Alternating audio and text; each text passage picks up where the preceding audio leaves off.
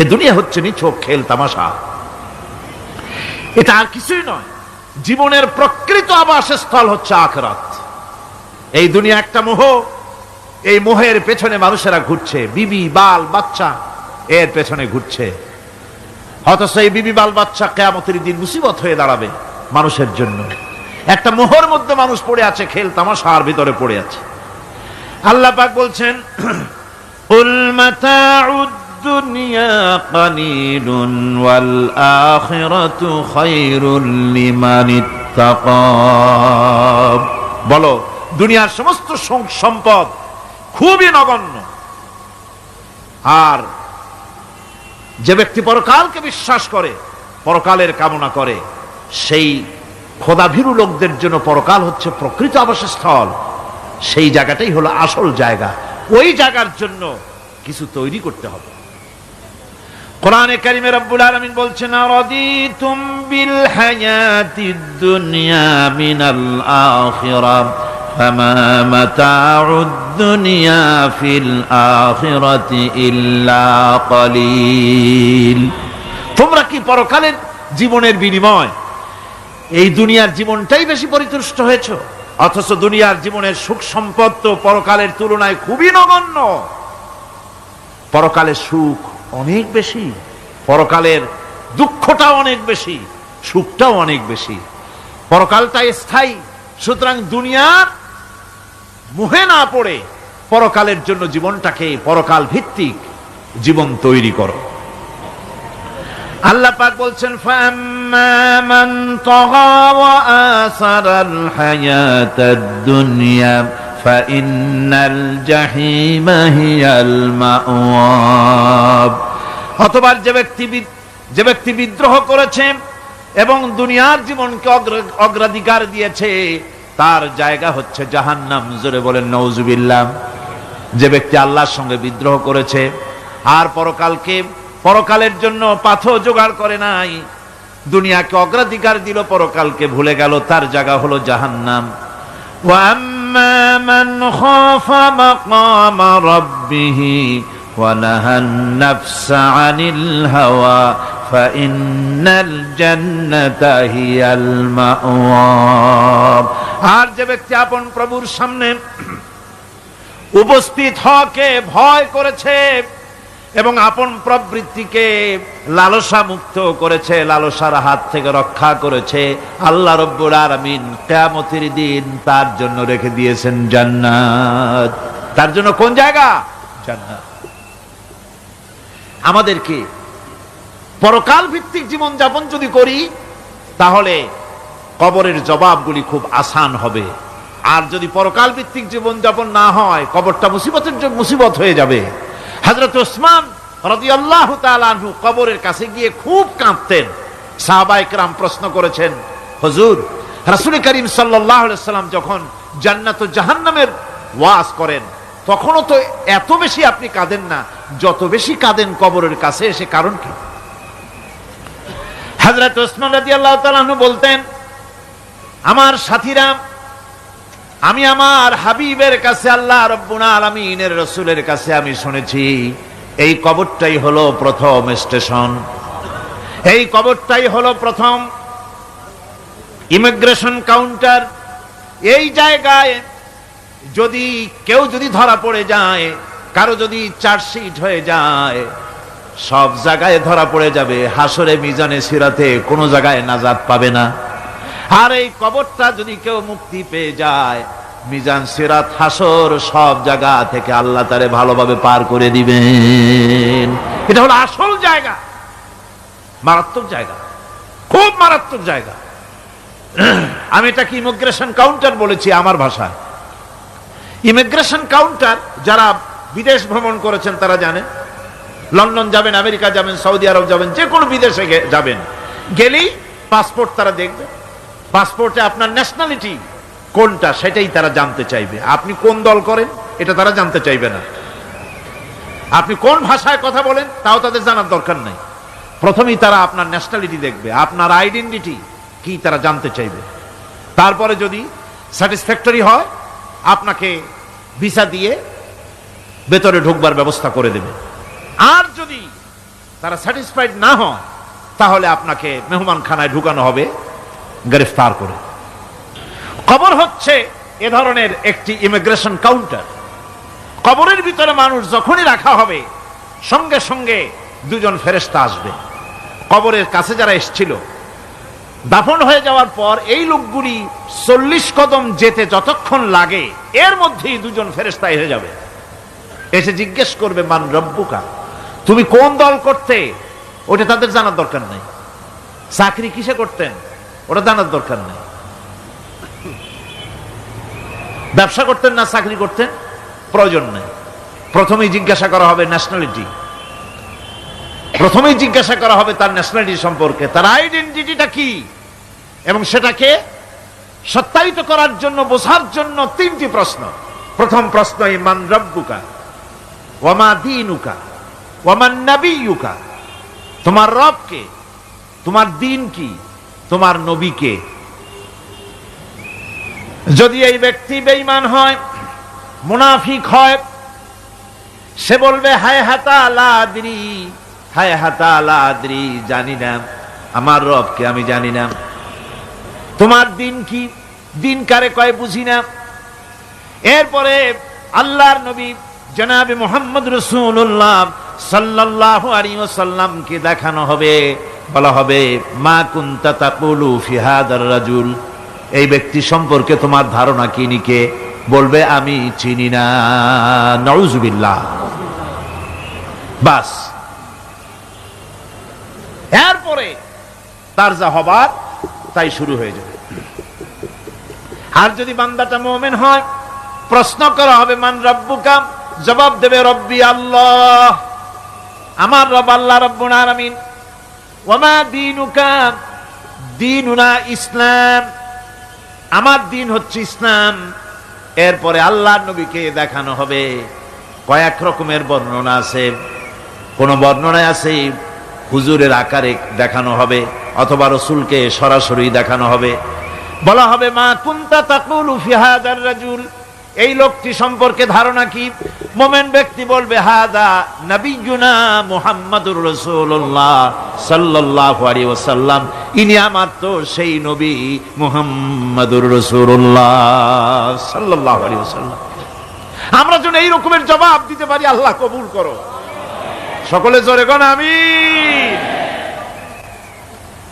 জবাব হয়ে যাওয়ার পর গায়ব থেকে আওয়াজ আসবে, ফাফরিশু বিল জান্নাতি ওয়ালবিসু বিল জান্নাহ, ও আমার ফেরেশতারা, আমার এই বান্দাকে জান্নাতের পোশাক পরায়া দাও, আর কবরটাকে জান্নাতের বিছানা বিছায়া দাও। জান্নাতের পোশাক পরায় দাও, জান্নাতের বিছানা বিছায়া দাও। ইলা মাদ্দা বাসারিহি, তার চোখের দৃষ্টি যত দূর যায়, কবরটা ততটা প্রশস্ত করে দাও। এরপর বেহেশতের পোশাক পরাইয়া, বেহেশতের বিছানা বিছায়া ফেরেশতা বলবে নম কানাউমুল উরুস, ঘুমিয়ে যাও। দুলামিয়া যেমন বাসর সজ্জায় নতুন বউ নিয়ে আরামে ঘুমায়, এরকম আরামে ঘুমায় যাও। ইলা ইয়াউমিল কিয়ামা, কিয়ামত পর্যন্ত ঘুমায় থাকো, আরামে ঘুমিয়ে থাকবে। এরপরে সিংগায় ফুৎকার হবে, সিংগার ফুৎকারের আওয়াজে তার ঘুম ভেঙে যাবে। বলবে ইয়া ওয়াইলানা মান বা'সানা মিন মারকাদিনা, হায় আফসোস, আমার এত আরামের ঘুম থেকে কে আমাকে জাগ্রত করলো, আমার ঘুমটারে নষ্ট করলো কে। আওয়াজ আসবে হাদা মা ওয়াদার রহমান ওয়া সাদাকাল মুরসালুন, এটা হচ্ছে রহমানের সেই ওয়াদা, আর মুরসালিনরা, নবীরা সত্য কথাই বলেছিলেন, সেই কিয়ামত অনুষ্ঠিত হচ্ছে। আমার বন্ধুগণ, সেজন্য এই দুনিয়ার মোহে পড়ে থাকলে পরে দুনিয়ায় যারা অগ্রাধিকার দিবে দুনিয়াকে পরকালের তুলনায়, জবাব দিতে পারবে না কবরের ভিতরে গিয়া। আর যারা পরকালকে অগ্রাধিকার দিবে, দুনিয়ার চাইতে পরকালকে বেশি অগ্রাধিকার দেবে, আর আল্লাহর ভয় কলিজার ভিতরে রাখবে, কবরের জবাব সঠিকভাবে দিতে পারবে, কিয়ামতের দিন আল্লাহ রাব্বুল আলামিন তাদের জন্য জান্নাত দান করবেন। জোরে বলেন আমিন।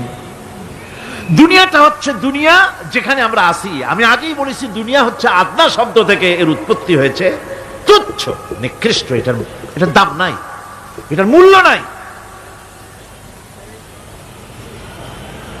হযরত ইবনে কাইয়্যিম রাহিমাহুল্লাহ নওয়ারাল্লাহু মারকাদাহু ওয়া জাআলাল জান্নাতা মাথওয়াহু, হযরত ইবনে কাইয়্যিম তিনি বলছেন, সুন্দর করে বলছেন দুনিয়া সম্পর্কে, মা মাদা ফিদ দুনিয়া আহলামুন ওয়া মা বাকিয়া মিনহা আমানি ওয়াল ওয়াক্তু বাইনাহুমা দায়ুন। মা মাদা ফিদ দুনিয়া আহলামুন, জীবনের যে অংশ ফেলে এসেছি সেটা আজ একটা স্বপ্ন। ওয়া মা বাকিয়া মিনহা আমানি, আর জীবনের যে অংশ সামনে বাকি আছে সেটা এখন একটা আকাঙ্ক্ষা। ওয়াল ওয়াক্তু বাইনাহুমা দায়ুন, আর এর মাঝখান থেকে সময় সব চলে যাচ্ছে। কত বড় কথা চিন্তা করেছেন? জীবনের যে অংশ ফেলে এসেছি তা আজকে স্বপ্ন, তা আজ কি বলেন? স্বপ্ন। আর সামনে যা আছে সেটা আকাঙ্ক্ষা, আর মাঝখান থেকে সময় সব চলে যাচ্ছে। এরপরে তিনি বলছেন, وَمَنْ يَسْعَ بِالدُّنْيَا يَكُنْ مِثْلَ قَابِضٍ عَلَى الْمَاءِ خَانَتْهُ فُرُوجُ الْأَصَابِعِ। দুনিয়াদারের অবস্থা হচ্ছে এই, কেউ যদি দুই হাতে পানি খামসায় ধরে, দুই হাতে কি ধরছে বলে? দুই হাতে পানি খামসায় ধরেছে, খুব মজবুত করে ধরেছে, 2 মুঠ পানি। বলেন থাকবে কতটুকু? কতটুকু থাকবে? 1 ফোঁটাও থাকবে না, কারণ তার আঙ্গুলের ফাঁক তার সাথে খেয়ানত করবে, আঙ্গুলের ফাঁক দিয়া পানিগুলি সব বেরিয়ে চলে যাবে। সুতরাং দুনিয়া যারা চায় তারা ঠিক পানি খামসায় ধরলে পানি যেমন হাতের ভেতর থেকে খেয়ানত করে চলে যায়, যারা দুনিয়া চায় দুনিয়াও তাদেরকে এভাবে ফাঁকি দিয়ে চলে যায়। তবুও দুনিয়ার মায়া মানুষের এত বেশি। আল্লাহর নবী বলেন, লাউ কানা লি ইবনি আদামা ওয়াদিন মিন যাহাবিন লাহাব্বা ইয়াকুনা লাহু সানিন। এই পৃথিবীতে যদি কাউকে একটা মাঠ ভরে যদি সোনা দেওয়া যায়, লোকটা বলবে রব্বুল আলামিন, আমি যদি আরেকটা মাঠ এরকম সোনা ভরা পেতাম। দ্বিতীয় আরেকটা মাঠ দেওয়া হলে আবার বলবে যদি তৃতীয় আরেকটা মাঠ সোনা ভরে যদি পেতাম। নবীজি বলেন, ওয়ালা ইয়ামলাউ জাওফু ইবনু আদামা ইল্লা তুরাব। মানুষের পেট 3.5 হাত মাটি ছাড়া, কবরের মাটি ছাড়া মানুষের পেট ভরবে না। আরো চাই, আরো চাই, চাওয়ার কোনো শেষ নাই।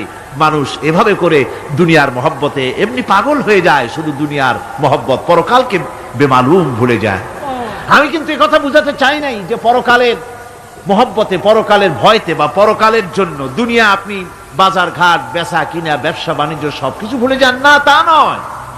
ভুল বোঝার কোনো কারণ নাই। পরকালকে অগ্রাধিকার দিতে হবে, মানে দুনিয়াটা চিরস্থায়ী জায়গা নয়, চিরস্থায়ী হচ্ছে কোনটা? আখিরাত। চিল্লায় এখন কোনটা? সুতরাং এখানে যা করতে হবে, আখিরাতে জবাবদিহিমূলক জীবন যাপন করতে হবে। আপনি ব্যবসা করবেন, ওজনে কম দিতে পারবেন না, আপনি খাদ্যে ভেজাল দিতে পারবেন না, চুরি করতে পারবেন না, ডাকাতি করতে পারবেন না, জেনা করতে পারবেন না, বদমাশি করতে পারবেন না, মদ খেতে পারবেন না, সন্ত্রাসী হতে পারবেন না, হাইজ্যাকার হতে পারবেন না, চাঁদাবাজ হতে পারবেন না, মুনাফাখোর হতে পারবেন না, আপনি চোরা কারবারি হতে পারবেন না, ঘুষখোর হতে পারবেন না, সুদখোর হতে পারবেন না। এই সব কাজ পরকালকে বিশ্বাস করলেই এ সমস্ত কাজ থেকে মানুষ বিরত থাকতে পারে। কথা ঠিক কিনা? এটাই হচ্ছে পথ। সুতরাং এই পৃথিবী থাকবে না, এটা কি চিরকাল থাকবে না? এর একটা পরিসমাপ্তি ঘটবে। যেমন করে সারা বছর লেখাপড়া করার পর কলেজে, বিশ্ববিদ্যালয়, মাদ্রাসায়, হাই স্কুলে, সব জায়গায় সারা বছর লেখাপড়া করার পর যেমন পরীক্ষা দেওয়ার একটা দিন আসে, সারা বছর ব্যবসা করার পর হিসাব নিকাশ করার যেমন একটা সময় আসে, সারা মাস চাকরি করার পর বেতন পাওয়ার যেমন একটা দিন আসে, সারা জীবন চাকরি করার পর পেনশন পাওয়ার যেমন একটা সময় আসে, অনুরূপ ভাবে এই দুনিয়া যেদিন শেষ হয়ে যাবে, আল্লাহ নির্ধারিত সময় শেষ হয়ে যাওয়ার পর একটা সময় আসবে যখন আল্লাহ রব্বুল আলামিন সব শেষ করে দিবেন, লন্ডভন্ড হয়ে যাবে, কিছুই থাকবে না। কোরআনে কারিমে আল্লাহ সব বলেছেন, কোরআনে সব আল্লাহ বলে দিয়েছেন। আল্লাহ পাক বলেন এই পৃথিবীর সব কেমন ভাবে ধ্বংস হবে, তার চিত্র আল্লাহ পাক কোরআনে কারিমে তুলে ধরেছেন। ইযাস সামাউ ফাতারাত ওয়া ইযাল কাওয়াকিবু তাসারাত ওয়া ইযাল বিহারু ফুজ্জিরাত ওয়া ইযাল কুবুরু বু'সিরাত। যখন আকাশসমূহ দীর্ণ বিদীর্ণ হয়ে যাবে, তারকাগুলি বিক্ষিপ্ত হয়ে ছিটকে পড়বে, আর সমুদ্রগুলি উচ্ছ্বসিত হয়ে পড়বে, কবরগুলি সব তার ভেতরে যা আছে উদ্গীরণ করে দেবে, তারকাগুলি স্থিমিত হয়ে যাবে। এরপরে সমস্ত আকাশগুলি কাতাইয়িস সিজিল্লিল কুতুব, কিতাবের পৃষ্ঠার মতো একটার পরে একটা ঠাস ঠাস করে পড়তে থাকবে, চূর্ণ বিচূর্ণ হয়ে ভেঙে চুরে একাকার হয়ে যাবে। পাহাড়গুলিকে উড়িয়ে দেওয়া হবে, চন্দ্র এবং সূর্য একাকার হয়ে যাবে। আল্লাহ রাব্বুল আলামিন বলেন, ফাইযা বারিকাল বাসার ওয়া খাসাফাল কমার ওয়া জুমিআশ শামসু ওয়াল কমর। চক্ষু যখন বিস্ফারিত হয়ে যাবে, চাঁদ যখন তার আলো হারিয়ে ফেলবে, সূর্য যখন তার আলো হারিয়ে ফেলবে, চাঁদ আর সূর্য সব একাকার হয়ে যাবে, সেই সময়ের অবস্থাটা কি চিন্তা করো। মানুষ হয়রান হয়ে দৌড়াদৌড়ি করবে। ওয়াহুমিলাতিল আরদু ওয়াল জিবালু ফাদুক্কাতা দাক্কাতান ওয়াহিদা। জমিন এবং পাহাড়গুলির মধ্যে আল্লাহ রাব্বুল আলামিন সংঘর্ষ বাঁধিয়ে দিবেন, পাহাড়গুলি ভেঙে চুরে টুকরা টুকরা হয়ে যাবে, পাহাড়গুলি উঁচু করে জমিনের উপরে আছাড় মেরে আল্লাহ রাব্বুল আলামিন ভেঙে চুরে চুরমার করে দিবেন। সুবহানাল্লাহ। ওয়া তাকুনুল জিবালু কালইনিল মানফুস, পাহাড়গুলো পেঁজা ধোনা তুলার মতো করে উড়িয়ে দেওয়া হবে, পাহাড় উড়ে যাবে। সুবহানাল্লাহ পড়ো। পাহাড় পাথরের তৈরি করা পাহাড়, এই পাহাড়গুলি তুলার মতো হয়ে উড়বে কিভাবে? আমি এই দৃশ্য নিজের চোখে কিছুটা হলেও দেখছি। আজ থেকে 10 দিন আগে আমি ইতালি সফর করে এসেছি। ইতালির রাজধানী রোম। রোম প্রাচীন সভ্যতার লালন ভূমি। কোরআনে কারিমে সূরা রোম রয়েছে, এই রোম সেই রোম। এখানের বাদশার কাছে রাসূল করিম সাল্লাল্লাহু আলাইহি সাল্লাম হেরাক্লিয়াসের কাছে চিঠি পাঠিয়েছিলেন, সেই রোম। 12 থেকে 15,000-এর মতো বাংলাদেশি মুসলমান সেখানে আছে। জুমার দিন, যেদিন আমি গেলাম তার পরের দিনই জুমা ছিল। জুমার নামাজ পড়লাম ভ্যাটিকানের কাছেই বিশাল মসজিদ, ইউরোপের ভিতরে সবচেয়ে বড় মসজিদ এটা। রোম ইসলামের দুশমনদের রাজধানী। সেইখানে যখন আযান হচ্ছে আশহাদু আন্না মুহাম্মাদার রাসূলুল্লাহ, আমার অনুভূতির কথা আপনাদেরকে বোঝাতে পারবো না, কি অনুভূতির সৃষ্টি হয়েছে আমার ভেতরে। ভ্যাটিকানের পোপ এক পাশে, কিছু দূরেই ভ্যাটিকান, ওটা হচ্ছে গোটা পৃথিবীর সমস্ত খ্রিস্টানদের কাবা, ভ্যাটিকান। তার পাশেই বিশাল মসজিদ, সেখানে নামাজ পড়লাম। চিন্তার ভেতরে আসলো আল্লাহ রাব্বুল আলামিন তার হাবিবের নাম, তার তাওহীদ, তার রিসালাতকে কিভাবে বিশ্বময় ছড়িয়ে দিলেন। আবু জাহেল চাইছিল মুহাম্মদ সাল্লাল্লাহু আলাইহি ওয়াসাল্লামকে স্তব্ধ করে দেবে মক্কার জীবনেই। কত বদনাম, সাহের, কাহেন, কাযযাব, শায়ের, নাউযুবিল্লাহি মিন যালিক, কত গালাগালি করলো। আর আল্লাহ শুনালেন, হাবিব চিন্তার কোনো কারণ নাই, ওয়া রাফা'না লাকা যিকরাক, আমি আপনার প্রশংসা বিশ্বময় ছড়িয়ে দেব। সুবহানাল্লাহি ওয়া বিহামদিহি। রোম প্রোগ্রাম শেষ করে আমাকে তারা নিয়ে গেল, যেটা আমি বলছি সফর কাহিনী শোনাবার সময় এটা না, যেহেতু এর সঙ্গে প্রাসঙ্গিক সেজন্য বলছি। পাহাড় কেমনে তুলার মতো হয়ে উড়বে তার নজির দেখেছি। রোম শহর থেকে 300 মাইল দূরে, 300 কিলোমিটার দূরে নেপোলিয়ান বোনাপার্ট তার বাড়ি, এবং ওটা তার নামে একটা প্রভিন্স। ভূমধ্য সাগরের পারে ভিসুবিয়াস, পৃথিবীর সবচাইতে বড় আগ্নেয়গিরি, সেটা দেখাতে নিয়ে যাওয়া হলো আমাকে। যে পাহাড়টা পৃথিবীর মাটি থেকে তার চূড়া হচ্ছে 3 মাইল উঁচু, এর 2 মাইল গাড়িতে করে ঘুরে ঘুরে যাওয়া যায়, এরপর আর গাড়িতে যাওয়া যায় না, বাকিটুকুন যেতে হবে হেঁটে হেঁটে। পাহাড়ের উপরে অক্সিজেন কম, বেশ কষ্ট হচ্ছিল উঠতে। জীবনে প্রথম পাহাড়ে চড়েছি জাবালে নূর, রাসূল করিম সাল্লাল্লাহু আলাইহি সাল্লামের উপরে যেখানে ওহী হয়েছিল সর্বপ্রথম। পাহাড় চড়ার একটা অভিজ্ঞতা ওখান থেকে আমার কিছুটা হয়েছিল। খুব কষ্ট হলো বাকি 1 মাইল উঠতে। যখন ভিসুবিয়াসের একদম শীর্ষে চলে গেছি, সেখানে গিয়ে আমার সাথে 15-20 জন লোক ছিল। আমি নিজেই আল্লাহু আকবার বলে আমার গলা থেকে আওয়াজ বেরিয়ে গেল। আমি দেখতে পেলাম ভিসুবিয়াসের শীর্ষে বিশাল গর্ত। আমার মনে হয় গর্তটা এই মাঠের 1/4 হবে, এই মাঠের 1/4 হবে গর্তটা। সেই গর্তটার গভীরতা হচ্ছে 1.5 কিলোমিটার। এইখান থেকে পাথরগুলি উত্থিত হয়েছে, আগ্নেয়গিরি পাথর আগুনে গলে লাভা হয়ে এগুলি পাহাড় বেয়ে উপচে পড়েছে, চতুর্দিকে 12 মাইল ছড়িয়ে গিয়েছে।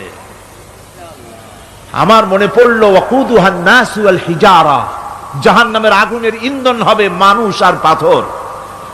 আমি সেখানে সেজদায় পড়ে গিয়া কান্নাম আর বললাম, আল্লাহ জাহান্নামের আগুন হারাম করে দিও আমাদের জন্য। পাথর কিভাবে গললো, গলে পাথরগুলি গলে পুড়ে চতুর্দিকে পড়েছে আর ছিটকেছে, চতুর্দিকে ছিটকে পড়েছে। সেই পাথরগুলি ছিটকে ছিটকে যেগুলি পুড়ে পড়েছে সেগুলিকে দূরে সাদা রঙের বলে মনে হয়, কোনোটা সাদা কোনোটা কালো, মনে হয় যেন তুলার মতো হয়ে পড়ে আছে চতুর্দিকে। 1944 সনে তৃতীয়বারের মতো ভিসুবিয়াস অগ্নিগিরি যে অগ্নি উৎপাত করে, তাতে আশেপাশের 12 মাইল এলাকা এফেক্টেড হয়ে যায়। পাথরগুলি গলে এভাবে বিধ্বস্ত করে দিয়েছে। এখান থেকে এখানে জোহরের নামাজ, আসরের নামাজ আমরা পড়লাম, আল্লাহর কাছে খুব দোয়া করলাম। এখনো ধোঁয়া উঠতেছে, এখনো পাহাড়ের ফাটল দিয়ে ধোঁয়া উঠছে। একজন হাত দিয়ে আমাকে বলল যে খুব গরম লাগে ধোঁয়াগুলি। ওখানকার লোকেরা বলল যে ভেতরে এখনো আগুন আছে, তবে সুপ্ত, যে কোনো মুহূর্তে আবার তা জাগ্রত হতে পারে। আমরা সেখান থেকে নেমে এলাম। একটু কিছু দূর গিয়েই সেখানে হলো পম্পেই শহর। এই পম্পেই শহরটা হচ্ছে ঈসা আলাইহিস সালামের জন্মের 2000 বছর আগে এই শহর তৈরি হয়। ঈসা আলাইহিস সালামের জন্মের 179 বছর পর ভূমিকম্প হয়। সেই ভূমিকম্পে গোটা পম্পেই শহরটা পৃথিবীর মানুষের চোখের আড়াল হয়ে যায়, ধ্বংস হয়ে যায়, মাটির তলায় গরক হয়ে যায়। আজ থেকে 200 বছর আগে মাটি খনন করতে গিয়ে এই শহর আবিষ্কৃত হয়। পুরা শহরটা খুঁড়ে তারা বের করেছে। 180 হেক্টর জমিনের উপরে এই বিশাল শহর। ঘুরে ঘুরে দেখলাম, গাড়ি চলে না সেখানে, পায়ে হেঁটে দেখতে হলো। প্রশস্ত রাস্তা। আজ থেকে 4000 বছর আগের মানুষেরা রাস্তা বানাতে জানতো পাথর দিয়ে, এবং রাস্তার দুধারে তাদের ছিল ফুটপাত, পানির ব্যবস্থা, নগরায়নের সব রকমের সুযোগ সুবিধা। তারপরে সেখানে বিচারালয়, এরপরে দোকানপাট, বাজারঘাট, সবকিছুর ব্যবস্থা রয়েছে। বিশাল বিশাল পাথরগুলি দিয়ে পিলার তৈরি করা। ভাবলাম এই পিলারগুলি, এই পাথরগুলি তারা কিভাবে ক্রেন ছাড়া এত উপরে উঠালো কি করে, আমার মাথায় আসলো না। পাথর কেটে কেটে সুন্দর সুন্দর অঙ্কন শিল্প তারা করেছে। এরপরে ঘুরতে ঘুরতে বাদশার রাজার বাড়িতে গিয়ে ঢুকলাম। সেখানে গিয়ে দেখলাম উলঙ্গ এত মূর্তি পাথরের তৈরি করা। পাথর কেটে কেটে দেওয়ালে যৌন মিলনের এমন কোন অশ্লীল ছবি নাই যা তারা সেখানে তৈরি করে নাই। উলঙ্গ মূর্তি আর উলঙ্গ যৌন মিলনের অসংখ্য ছবি দিয়ে এই এলাকা ভরা। তখন আমি বুঝলাম আল্লাহর গজব হওয়ার কারণটা কি। এই শহরটা মাটির নিচে হরক হয়ে যাওয়ার কারণটা কি? আল্লাহ পাক জেনা ব্যভিচার যে দেশে বেশি হয় আল্লাহ পাক বরদাস্ত করেন না। দুশ্চরিত্র যে দেশের মানুষ দুশ্চরিত্র হয়ে যায়, জেনা ব্যভিচার বেশি হতে থাকে, আল্লাহ হরক করে দেন, গজব দেন। এই গজব এক এক সময় এক এক রকমের হয়ে আসে। কখনো মাটির নিচে দাবায় দেন, কখনো মহামারী, কোন দেশে কলেরা, কোন দেশে জলোচ্ছ্বাস, কোথাও ভূমিকম্প, আর সর্বশেষ এই জেনা ব্যভিচারের জন্য আল্লাহ পাকের চূড়ান্ত এই যৌনতার অশ্লীলতার জন্য চূড়ান্ত গজব বর্তমান বিশ্বের জন্য এইডস। আল্লাহ পাক এই গজব দিয়েছেন। বন্ধুগণ, আমি সেই জায়গা, আমি সেখানে যা দেখলাম যে আল্লাহ পাক পাহাড়গুলিকে কিভাবে উড়াবেন এটা অস্বীকার করার কোনো উপায় নাই। বিশ্বাস তো করতামই, তবে হযরত ইব্রাহিম আলাইহিস সালাম যেমন বলেছিলেন, রব্বি আরিনি কাইফা তুহিল মাউতা, হায় আল্লাহ তুমি মরাকে জিন্দা করবা কেমনে? আল্লাহ পাক বলেন, আওয়ালাম তুমিন, তুমি বিশ্বাস করো না? ইব্রাহিম আলাইহিস সালাম বললেন, বালা, অবশ্যই বিশ্বাস করি, ওয়ালাকিন লিয়াতমাইন্না কলবি, যদি চোখে দেখতাম তাহলে আমার অন্তরাত্মা খুব ঠান্ডা হতো। আল্লাহ রাব্বুল আলামিন চোখে দেখায় দিলেন জিন্দা কেমনে মুর্দা হবে, মুর্দা কেমনে জিন্দা হবে, আল্লাহ দেখায় দিলেন। পাহাড় উড়ায় দিবেন আল্লাহ রাব্বুল আলামিন। একথা কলিজার মধ্যে এটার উপর ঈমান বিশ্বাস, কিন্তু আল্লাহ চোখে দেখায়ছেন, ঈমান আরো মজবুত হয়েছে, যা ছিল আরো মজবুত হয়েছে। সুবহানাল্লাহ। আল্লাহর ভয়তে কলিজা কেঁপেছে। আমি পাহাড়ের উপরে কেঁদেছি, যার যার হয়ে কেঁদেছি। বন্ধুগণ, আল্লাহ সুবহানাহু ওয়া তাআলা এই জন্য বলেছেন, কুল সিরু ফিল আরদ, আমার জমিন ঘোরো, ভালো করে দেখো, কাইফা কানা আকিবাতুল মুকাজ্জিবিন, মহাসত্যকে যারা অস্বীকার করেছে তাদের পরিণতি আমি কি করে দিয়েছি, এগুলি চোখে ভালো করে তাকায় দেখো। আমার বন্ধুগণ, সুতরাং এই পৃথিবীর অবসান হবে, এই পৃথিবী ধ্বংস হবে, এই পৃথিবী চূড়ান্ত ভাবে শেষ হয়ে যাবে। ও হ্যাঁ, আরেকটি কথা বলতে হয়, সেটা হচ্ছে যে এই রোম থেকে আর একটু দূরে 900 মাইল দূরে হচ্ছে সিসিলি। 900 মাইল দূরে, সেখানে এই সিসিলি মুসলমানেরা শাসন করেছিল 350 বছর। সেই সিসিলিতে রয়েছে 360টা মসজিদ মুসলমানদের করা। সমস্ত মসজিদগুলি আজ তালা বন্ধ, একটা মসজিদও খোলা নাই। সেখানকার মুসলমানেরা ওয়াজ শুনতে এসেছিল রোমে। আমি তাদের জন্য পরামর্শ দিয়েছি যে গভর্নমেন্টের কাছে তোমরা দাবি জানাও যে অন্তত একটা মসজিদের দরজা আমাদের জন্য খুলে দাও। রোমের অবস্থানরত প্রবাসী বাংলাদেশি মুসলমানেরা আমাকে বলেছে, তাদের অনেকের বাড়ি চট্টগ্রামেও আছে, আমাকে বলেছে তাদের চোখে পানি আসছে বলার সময় যে চিরময়ের তাফসীর মাহফিল যখন আসে কলজেটা কাঁদতে থাকে যাওয়ার জন্য। তো যাওয়া তো সম্ভব না এত দূর থেকে, আমাদের সালাম বলে দিবেন যত লোক আসবে, আর আমাদের জন্য দোয়া করতে বলবেন যেন এই রোমের ভিতরে আমরা ইসলামের আদর্শের ভিত্তিতে আমরা যেন চলতে পারি। আপনারা দোয়া করুন তাদের জন্য। ভাইরা আমার, এই পৃথিবী একদিন পরিসমাপ্তি ঘটবে এবং আল্লাহর দরবারে আমাদেরকে উঠতে হবে এবং সেখানে আমাদের বিচার হবে। সেখানে আমাদের কি হবে? বিচার হবে। আল্লাহ পাক বিচারটাকে নির্ভুল করার জন্য, সঠিক করার জন্য প্রত্যেকের গলায় আমলনামা ঝুলায় রাখছেন। এখানে রেকর্ডের ব্যবস্থা করা হয়েছে। আল্লাহ পাক বলছেন, ওয়া কুল্লা ইনসানিন আলজামনাহু তাইরাহু ফি উনুকিহি ওয়া নুখরিজু লাহু ইয়াওমাল কিয়ামাতি কিতাবান ইয়ালকাহু মানশুরা। আল্লাহ পাক বলেন, প্রত্যেকের ভালো মন্দ কর্মফল, কর্মলিপি আমি তার গলায় ঝুলায় রেখেছি। কিয়ামতের দিন সে নিজের কাছে স্পষ্ট সব দেখতে পারবে, কোনো জিনিস বাদ পড়বে না। তার গলায় তার আমলনামা ঝুলানো আছে, সব রেকর্ড হতেছে। আমরা যা করছি সবগুলি রেকর্ড হয়ে যাচ্ছে। বর্তমান বিজ্ঞানীরা আবিষ্কার করেছে যে মানুষের শরীরের ভিতরে ডিএনএ আছে, রক্তের ভিতরে ডিএনএ, এটা একটা কোড। মানুষের রক্তের ভিতরে ডিএনএ আছে। যেমন তার ব্রেনের ভিতরে কতগুলি কোষ আছে, এক একটা কোষ এক এক ধরনের কাজ করে, অনুরূপ ভাবে তার শরীরের ভিতরে রক্তের ভিতরে ডিএনএ আছে। এই ডিএনএটা কি? এই ডিএনএটা হচ্ছে, এই ডিএনএ একটা কম্পিউটারের মতো কাজ করতেছে। লোকটা কি করবে, কোথায় যাবে, সে ভালো হবে মন্দ হবে কি হবে, সব তার ডিএনএর মধ্যে রেকর্ডকৃত আছে। এটা বোঝার জন্য একটা সুন্দর দৃষ্টান্ত দেওয়া যায়। যেমন এই কাগজটাকে আপনারা মনে করুন একটা গাড়ির একটা ব্লুপ্রিন্ট, একটা গাড়ির ব্লুপ্রিন্ট। এখানে লেখা আছে গাড়ি কিভাবে তৈরি হবে। এই কাগজটা নিয়ে ঘরের মধ্যে রেখে দিলেন।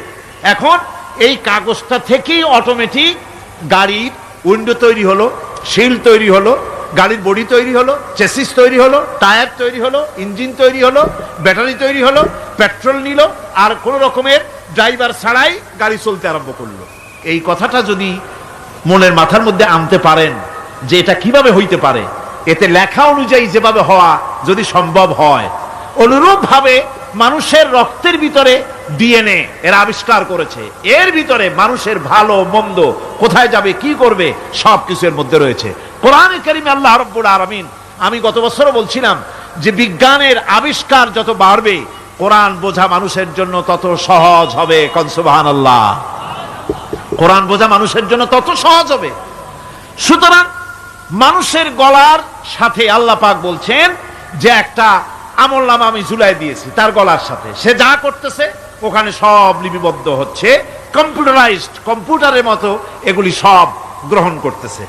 এগুলি কিয়ামতের দিন তার সামনে হাজির করা হবে। কিয়ামতে যখন আমলনামা তার সামনে দিয়ে বলা হবে, ইকরা কিতাবাকা কাফা বিনাফসিকাল ইয়াওমা আলাইকা হাসিবা, তাকে বলা হবে নিজের কর্মলিপি নিজেই পড়ো, আজ তুমি তোমার নিজের হিসাব নিতে যথেষ্ট। বন্ধুগণ, এই মাহফিলে যত লোক আমরা বসে আছি, আমরা আমাদের হিসাব নিতে যথেষ্ট না আরেকজন লাগবে? কোন আমরা যথেষ্ট কিনা? কথা বোঝেন নাই।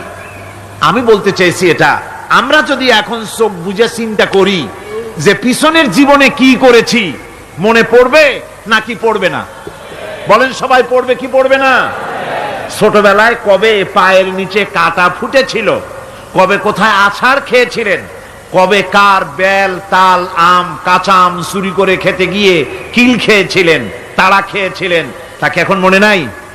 আছে। তাহলে কিল, ওই তাল বেল চুরি করতে গিয়ে যে কিলটা খাইছিলেন সেটাও মনে আছে, ভালো মন্দ সব মনে আছে। তাহলে কোন হোটেলের রুমে কি করছিলেন, কোন স্কুলে কোন কলেজে কি করছিলেন, তারপরে জীবনে ছোট বড় ঘটনাগুলি চোখ বুঝলে মনে পড়বে না? এবার হিসাব করেন, মনে যদি পড়ে এবার হিসাব করেন আপনি জান্নাতি না জাহান্নামে। আপনি আপনার নিজের হিসাব নেওয়ার জন্য যথেষ্ট। তাকে হিসাব করতে বলা হবে, তোমার হিসাব, তোমার নিজের হিসাব নেওয়ার জন্য তুমি যথেষ্ট, তোমার হিসাব তুমি নিজেই করো, এটা পড়ো। আর সেই কিয়ামতের দিন কোনো সাহায্যকারী মিলবে না। লান তানফাকুম আরহামুকুম ওয়ালা আওলাদুকুম ইয়াউমাল কিয়ামা। লান তানফাকুম, কিয়ামতের দিন কোনো ফায়দা হবে না, অবশ্যই কোনো ফায়দা হবে না, কোনো উপকারে আসবে না। কিয়ামতের দিন তোমার সন্তান, তোমার স্ত্রী, তোমার মাল, তোমার সম্পদ কোন উপকারে আসবে না। কিয়ামতের ময়দানে সেদিন সব তোমার সাথে বিচ্ছেদ করবে, সব পালায় যাবে। সেখানে উৎকোষেরও কোনো কারবার নাই যে ঘুষ টুস দিয়া, ফেরেশতাদের কোন রকম বুঝবাজ দিয়া, আলাদা কোনো চোরাগলি পথ দিয়া একেবারে ফুট করে ভেসতে চলে যাবেন, এমন কোনো সুযোগ নাই। অনেকে বলে, হুজুর এমন কিছু দোয়া শিখায় দেন যাতে ওই সব জেহাদ বোমা এগুলি খুব ভয় পাই, ও সব রাস্তা টাস্তা না, খুব সহজে কিছু দোয়া দুরূদ করিয়া আস্তে করে জান্নাতে চলে যাওয়া যায়, এরকম একটা দোয়া, এরকম একটা পথ বলে দেন। আমি বলি, ভাই এরকমের কোন চোরাগলি আমার রাসূল আবিষ্কার করতে পারেন নাই, আল্লাহর পয়গম্বরের ওই ধরনের কোন পথ আবিষ্কার করতে পারেন নাই। সেখানে কিয়ামতের দিন কাউকে উৎকোষ গ্রহণ করার কেউ নাই, উৎকোষ দেওয়া যাবে না। আর উৎকোষ দিবি না কি, আপনার কাছে কিছু নাইও, থাকলেও নেওয়ার কেউ নাই। এই দুনিয়ায় ফাঁকিবাজি করে বহুত কিছু করা যায়, কিন্তু কিয়ামতের মাঠে এগুলি কিছুই চলবে না। আল-ইয়াওমা লা ইয়ানফা'ু মালুন ওয়ালা বানুন, কিয়ামতের দিন ধন সন্তান সন্ততি আর সম্পদ কোনো কাজে লাগবে না। সেদিন শুধু আমল, আমল যদি ভালো হয় কাজে লাগবে, আমল খারাপ হবে সব শেষ হয়ে যাবে।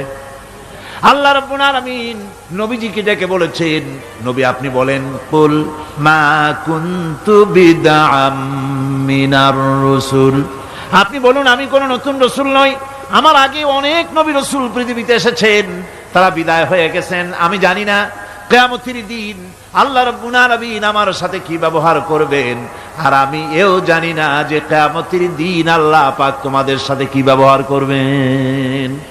এই আয়াত নাজিল হওয়ার পর আল্লাহর হাবিব তার মেয়েকে ডাকলেন, জামাইকে ডাকলেন, নাতিদেরকে ডাকলেন, আহলে বাইতদেরকে ডাকলেন, আর বললেন, ও আমার মেয়ে কলিজার টুকরা ফাতেমা গো শোনো, কেবলমাত্র আয়াত নাজিল হয়ে গেল, আল্লাহ পাক আমাকে শোনায়ছেন কিয়ামতের দিন আমি জানি না আমার সঙ্গে কি ব্যবহার করা হবে, আর এও জানি না যে তোমাদের সাথে কি ব্যবহার করা হবে। ও আমার কলিজার টুকরা মেয়ে ফাতেমা, কিয়ামতের দিন মুহাম্মদ সাল্লাল্লাহু আলাইহি সাল্লামের মেয়ে এই হিসাবে তোমার নাজাতের ফয়সালা হবে না। ও আমার কলিজার টুকরা নাতি হাসান আর হোসেন, কিয়ামতের দিন মুহাম্মদ সাল্লাল্লাহু আলাইহি সাল্লামের নাতি হিসাবে ফয়সালা হবে না। ও আমার জামাই হযরতে আলী, কিয়ামতের দিন আমার জামাই হিসাবে নাজাতের ফয়সালা হবে না। আমল যদি ভালো হয় ফয়সালা ভালো হবে, জান্নাতে চলে যাবে, আমল যদি খারাপ হয় কার নাতি কার জামাই দেখা হবে না। সুবহানাল্লাহ, কঠিন কিয়ামতের মাঠ। এই পরকালের বিশ্বাস যদি কলিজার মধ্যে ঢোকে মানুষ ভালো হয়ে যাবে। কোন সুবহানাল্লাহ। আপনাদের দৃষ্টিতে পারবে, কথার জবাব যে দিলেন না। পুলিশে কি মানুষের চরিত্র ভালো বানাইতে পারবে? পুলিশের চরিত্র ভালো বানাবে কেডা? সেটাই তো কথা। মানুষের চরিত্র যাতে ভালো থাকে, মানুষের জন্য খারাপ কাম না করে, সেজন্য পুলিশ। পুলিশ যাতে খারাপ কাম না করে সেজন্য আরো একটা ডিপার্টমেন্ট আছে না? তারা যাতে খারাপ কাজ না করে সেজন্য আর একটা আছে। এন্টি করাপশনের আবার এন্টি করাপশন আছে, তার উপর আবার এন্টি করাপশন আছে। এন্টিটার অভাব নাই। সুতরাং পুলিশ দিয়া, বিডিআর দিয়া, আর্মি দিয়া মানুষের, দেশের, জাতির চরিত্র ভালো বানানো যায় না। রাসূলুল্লাহ এ দিয়ে বানান না, এটা ইসলামের নিয়ম।